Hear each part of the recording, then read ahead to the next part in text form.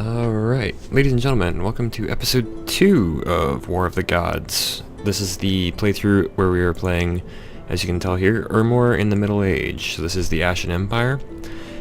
Since this is actually going to be like the standard episode, I decided to go ahead and lengthen it to 25 minutes, which will start right now.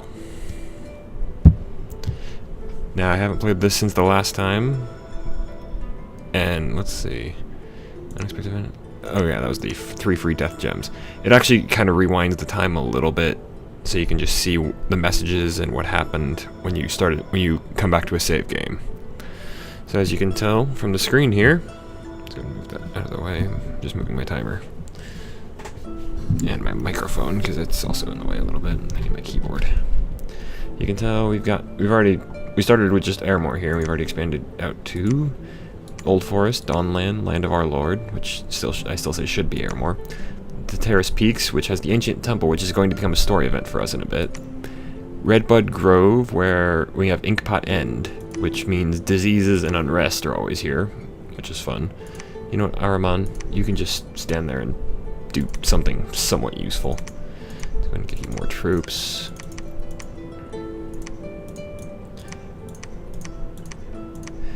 The reason I'm giving him more troops, if he's just going to stand there and patrol, is because larger armies are better at patrolling. You know, you can also have the goals. Although, with only 360 people, it's not much. And the last place we got was Henwood. Alright, let's see. Is there anything else I can set up here? No. Go ahead and end the turn. There really wasn't much to do. Okay. 35 unrest in Redbud Grove. That's kind of bad. 45 unrest in one turn. That's actually really bad. 5 unrest and 88 negative gold from Land of Our Lord. Battle in Redbud Grove. The dire wolves. Okay, they came at us and we lost a single long dead horseman.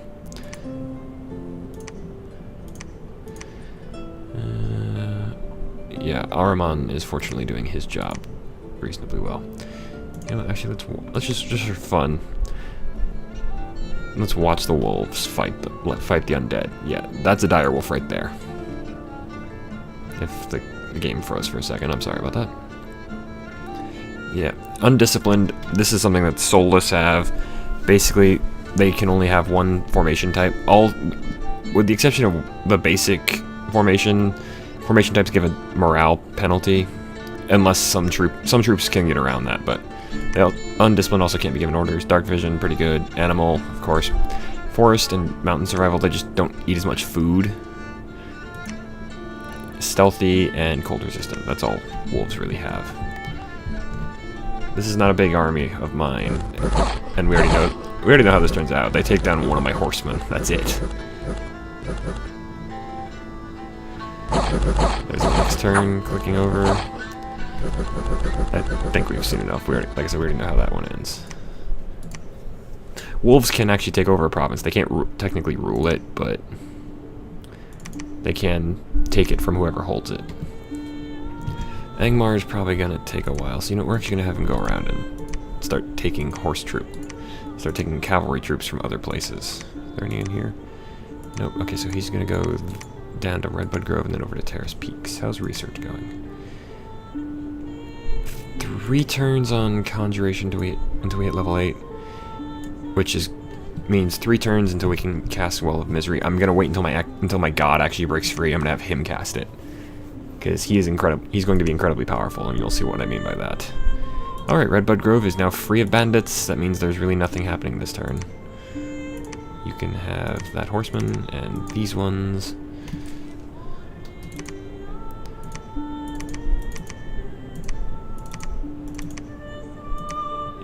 You can have these guys, the ghouls, and these. But yeah, see, so these are, like I said, soulless or undisciplined. You can actually see that over here, so that's why you can't give them battle orders. Right. Angmar, go that way.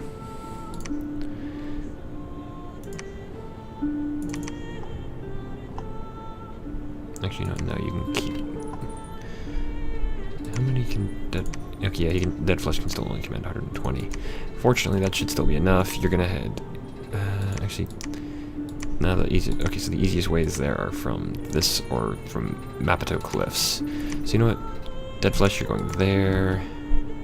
You don't have any troops, Grave Soul. How about Death Grasp?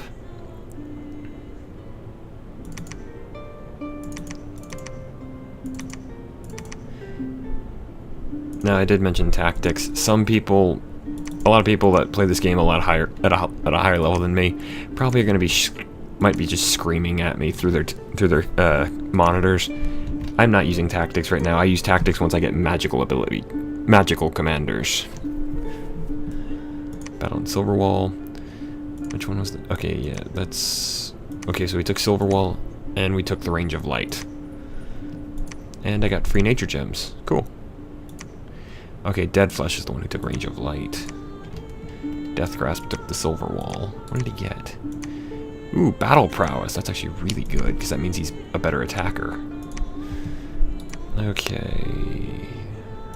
We also got a new Sensor, who's going to just... We're just going to start giving him troops. Basically, with Sensors, because I don't really... They're pretty basic commanders. I don't really care what happens to them for the most part. They're really just there to keep my troops marching in the correct direction.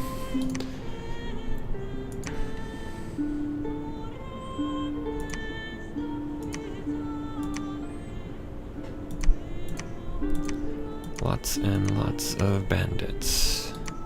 I mean, I can kind of understand people rebelling against me. I mean, you have a force of undead suddenly come in and take over your lands, probably not terribly happy for you. You can have a couple of ghouls. You can only ever, a commander can only ever have 5 squads at once. You can never go, I've never found a way to go over that. You're gonna march north. Ooh, I forgot to... Horseman for Angmar. And me, folks, sorry about that. I had something I had to go take care of. There won't be any... You shouldn't really notice that, though, so... Don't know why I'm talking about it. Okay, he's currently headed north. Angmar's headed up here to the land of our Lord to pick up some more... some more cavalry. Bone Crush is going... this way. Oh, Horse's Veil. Horse Brothers and extra... Oh, good. Except that, no, it didn't. But I could recruit if I had the money. I don't really, but if I had the money to do it, I'm just never really going to, because I really don't care about money as Ermor. Because I also don't care about food, because my troops are all undead. Why would I need to pay them? They're pretty much animated by the will of my god. Pangea has declared war on me. Not that I really care about that. Okay, Troll Land is now mine. And I got a couple of free Earth Gems. Oh good, he's even more magically resistant. He's up to 19. That's actually not that that's actually pretty good. Not terrible. You go take this place. Atavi. Oh, okay, the Atavi are something we haven't seen before. I'll show you the battle, but basically they are, if I remember right, they're basically monkey people. That's actually a fully accurate description, I think. Yeah, see? Monkey person. We can watch that battle just for fun. The Atavi they can be decent, but you gotta have, from what I remember about them, from what I know about them, you have to have a lot of numbers. And right now, once Ermor gets going like this, it becomes really difficult to outnumber me. If you notice the sparkles around the sensor there, that is a natural ability of his, or I thought it was. But some troops will generate fields around them of intense cold or intense heat, and you'll usually see an animation about that. That's actually, like I said, that's actually kind of what you're seeing right there. Oh yeah, there it is. Chill. And in colder provinces, which is part of why I have cold as part of my dominion, the effect gets stronger. Anything that gets near him that has a problem with cold will actually start to be weaker and may actually die, depending on how strong the chill is. But yeah, see, the Atavi literally just monkey people. They use a lot of slings, arrows, maces. Which, to be fair, I think maces... I'm not sure if maces are actually more effective against undead than this. They usually that's a true thing, is... Because, I mean, you bash the skull in, there's nothing for the spirit to anchor to, or whatever reason that they give. Yep, the Atavi are going to start running soon, because, I mean, you have an army of undead charging down at you. You can see why But yeah. This is one of the reasons Ermor is so effective, because you have just a massive... You can just have a massive amount of undead that never break. Oh, that isn't good. Curses. Curses are one thing the undead do have to worry about. See. No curse there, no curse there, no curse there. He's just... What is sworn? Oh well. But what curses do is it's effective. It's actually a lot like what it would be in like Final Fantasy, where it just makes you easier to hit. I'm not doing much these turns because I don't really need to. I'm kind of consolidating my power right now. Okay, you know what, Lyduk, you go there. Oh wait, no, that's not a soulless. Those are ghouls. You can join the Princeps. Okay, he's got 112. That's actually going to be enough, because 20 Lion Tribe. Lion Tribe are, think, like Zulu warriors, and you're not too far off. Alright. Bone Crush, go there. I really need to get in here and take White Peaks. But to do that, I'm going to have to go from a very specific... I'm going to have to go from a couple of specific angles.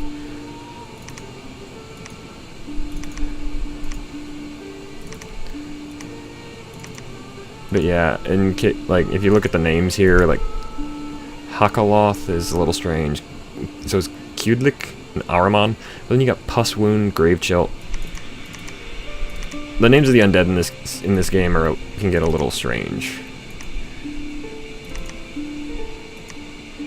Alright, he's here. Have some soulless.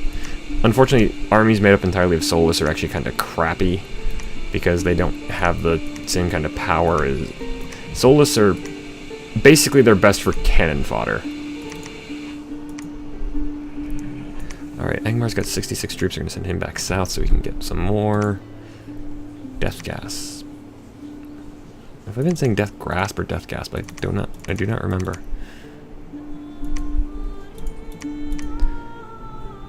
And some more Soulless to round out his army.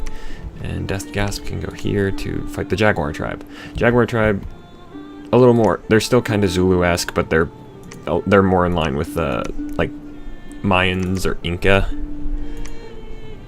So lots of obsidian weaponry and that kind of stuff.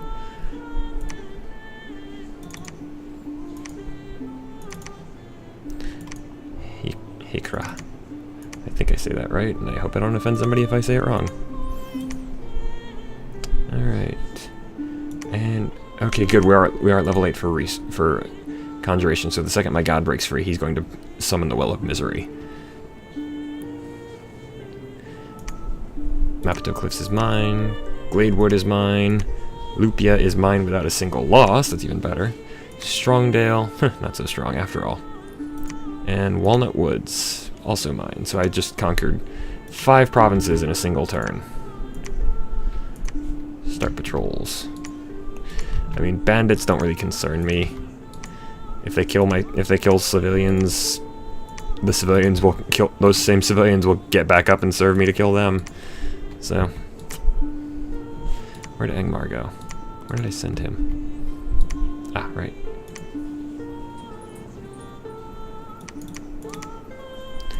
Okay, now he's only got 5 open slots for horsemen.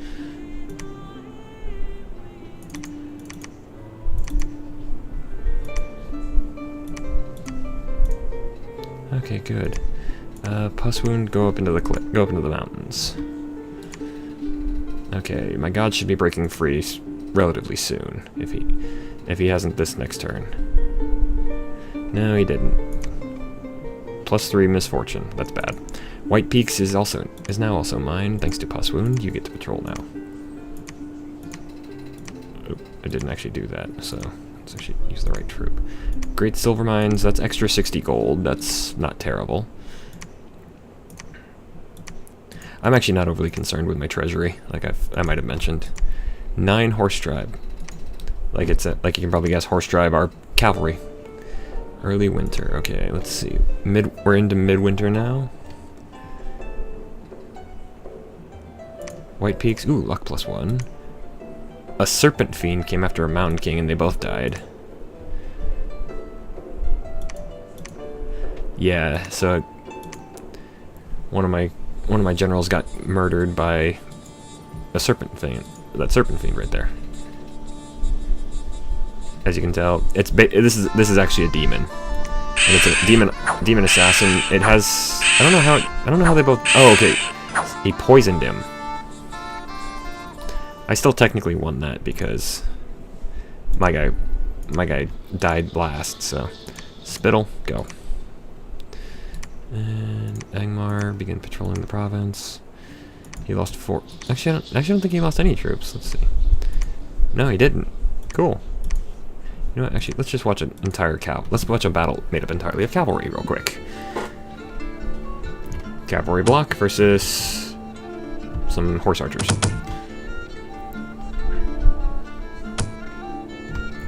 Yeah, they're in the middle. Those guys right there, the ones that look a little different. Those are the Knights of the Unholy Sepulchre. Like I said, they're actually really dangerous if you can get a good number of them. And since they're considered sacred, sacred troops have the ability to be blessed. And if they get blessed, they're stronger, and higher level priests can do stronger blessings that affect the entire battlefield, or are just stronger on one specific unit. So sacred troops are very good. Normally you can only recruit a certain number of them per turn, which is determined by your dominion strength.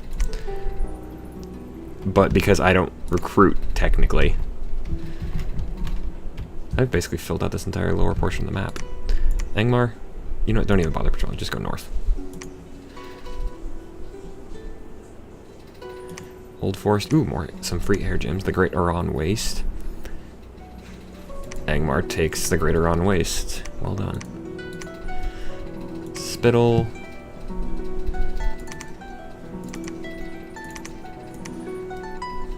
You know what, let's do it this way, actually.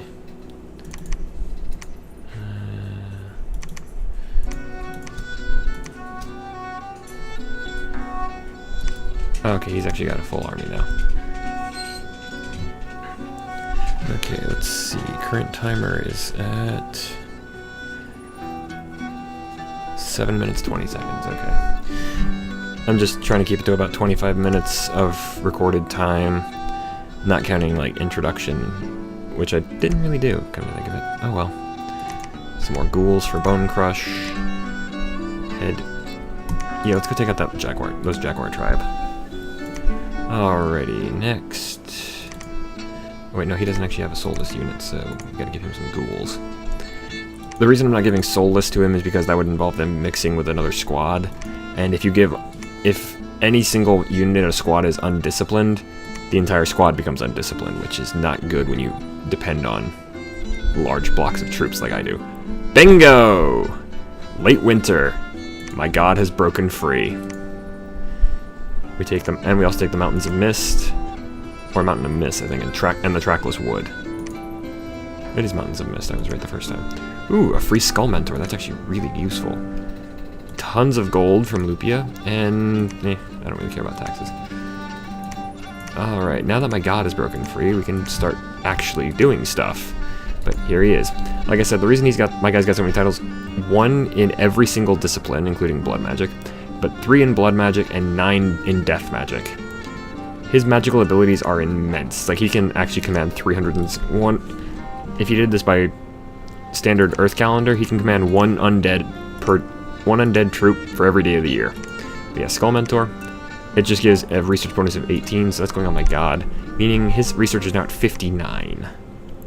Actually, no, we don't want you to cast. I don't want you to do that just yet. I want you to actually cast the Well of Misery. Now, the reason this came up is because if you have a global spell, which is what Well of Misery is, you can put the more gems you put into it, the harder it is to get rid of the spell. So I'm just going to put everything I've got in here. Actually, you know what? Let's keep 8. So there's 250 gems in the spell. because the way the AI works, it probably won't be able to destroy that spell. I will have Well of Misery up the entirety of the game.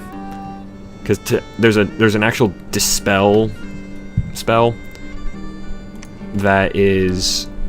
It's astral magic is what it is. And, oh good, this is happening now. I'm not sure who I'm going to send just yet, but...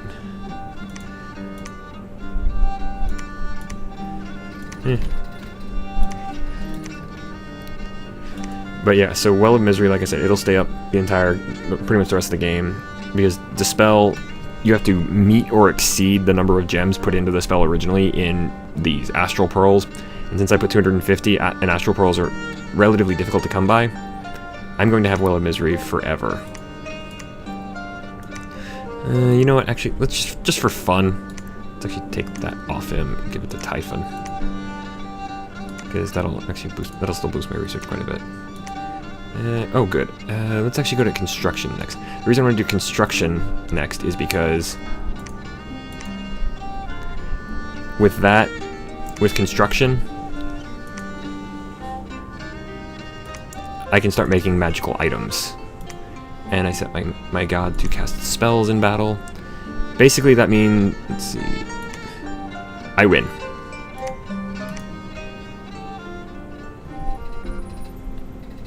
The Golden Sandals. And I get another Skull Mentor. That's actually pretty good. Let's actually just watch this battle, because you'll see why my god is why I consider this god to be one of my most powerful creations ever. Twist Fates, that means he's now lucky. First successful attack against this unit will be negated against both magic and mundane attacks, but not against attacks that cause instant death. Ghost Grip, not very useful. More Ghost Grip. So yeah.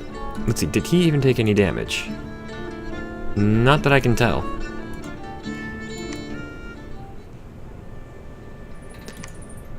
And back to researching for now. What do these actually do? 25 command, plus 5 defense, plus 1 map move, luck, and quickness, and he can't... Curse just means he can't take them off. He does have to fight... He will have to compete in every arena deathmatch from now on, because he's got that, but... You know what, let's give you the other Skull Mentor.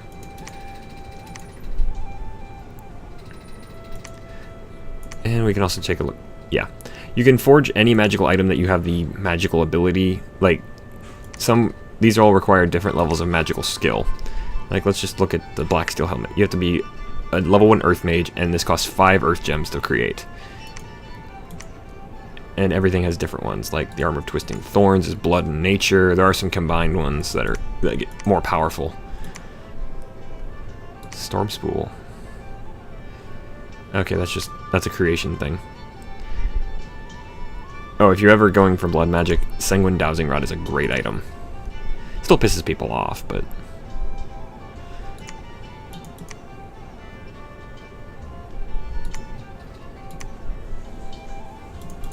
Actually, you know what, do I have the ability to summon something I can use as a commander? I do, actually. Do I have them? And I even have the gems for it.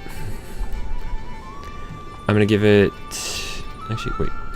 The Harvester of Sorrows.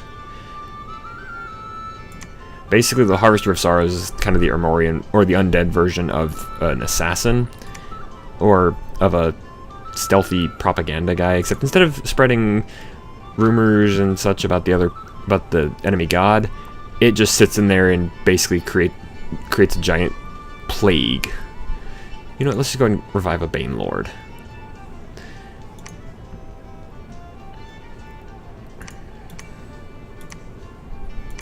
And now my god, come back to researching. And Sathmog. But yeah, Bane Blades, very dangerous because they're magical. If a unit is incorporeal, so if it's like a ghost, then normal attacks will just not hit it at all. Alright. How many undead can you actually command, Sathmog? 160. We'll work on that. 1, 2, 3, 4, just grabbing random units. 1 and 2.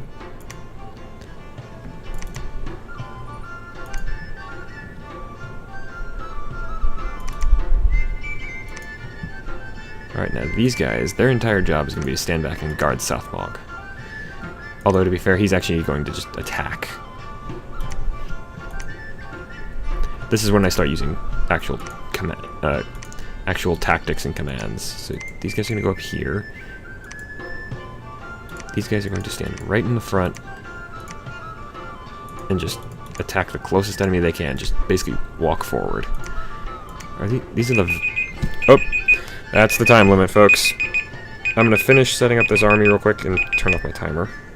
I'll finish setting up this army real quick, but then I'm gonna have to call it a game there. All right. See, those are Velites. Fire at enemy archers. These guys are gonna go right in the middle. These are the legionnaires, and their job is going to be attack closest enemy. All right then. I hope you guys enjoyed this video. If you did, please like and favorite, or feel free to subscribe. All of those help me out. And again, if you enjoy this, come back. This will probably be up on this is going to go up on Saturday. That's when these videos are. That's when War of the Gods is going up. And join me Saturday after. Let's see. It is current. This video is going up on September 19th. So join me September 26th for episode 3 of War of the Gods. I'm doing weekend videos right now because those are just the only ones I can really work with my current work schedule on my full-time job. But yeah, so if you like what you see, let me know. And if you have an idea for what I can do for the nation and age combination for the next playthrough of this game, feel free to leave a comment. If it gets upvoted a lot, I'll do it. And as for that, folks, I have been D. Good night, and good gaming.